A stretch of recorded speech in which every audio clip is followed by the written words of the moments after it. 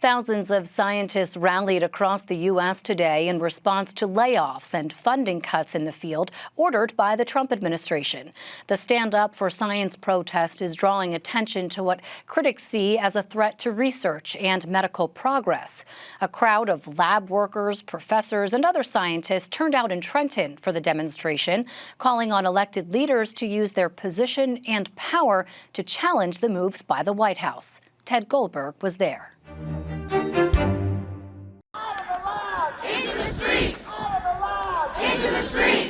Hundreds of people came to Trenton to protest proposed cuts to research.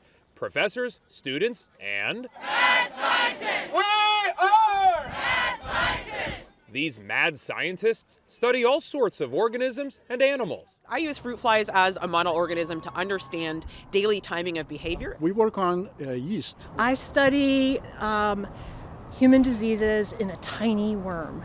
And they're afraid that if the White House has its way, science will suffer. Fruit flies are critically important to basic or fundamental science, being able to do discoveries, screen hundreds of genes and cell types to understand how we work. We're working on very fundamental mechanisms, and I know that cancer research these days definitely uses discoveries that were pioneered in yeast in the 1980s. Mikel Zaratiegi has studied yeast for over a decade. And that's not as popular as working directly on cancer.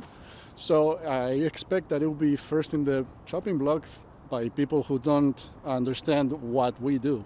He studied in Spain, but came over to this country because of things like the National Institutes of Health, which faces severe cuts from the Trump administration. Being a scientist in Spain is like being a bullfighter in Sweden. And I wanted to come to the United States because in this country, science is or was respected.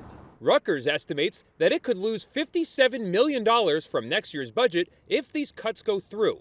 And the folks here say that if research suffers, so will people. The genes in humans that cause polycystic kidney disease exist in a worm, and we can study the function of those genes in this tiny worm. When we can't have that basic research from fundamental studies in cells and flies and worms all the way up to human clinical trials, we're not moving forward and we are less healthy. If we decimate the infrastructure, then what happens is it puts the development of drugs at risk, which is going to mean that we're going to take a much longer time to get to a cure. Rita Musanti works at the Rutgers Cancer Institute of New Jersey and says it's important to continue funding for clinical trials for cancer drugs. We are able to test potential treatments that cure people, that help them to deal with the symptoms that they have related to their cancers, and to move the science forward so that we can continue to do that work and cure cancer eventually. That's the hope.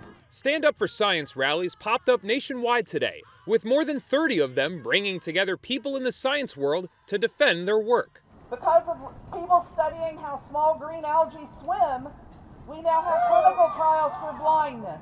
Science has brought medicines, materials, munitions as promised, but something much more valuable and much more powerful.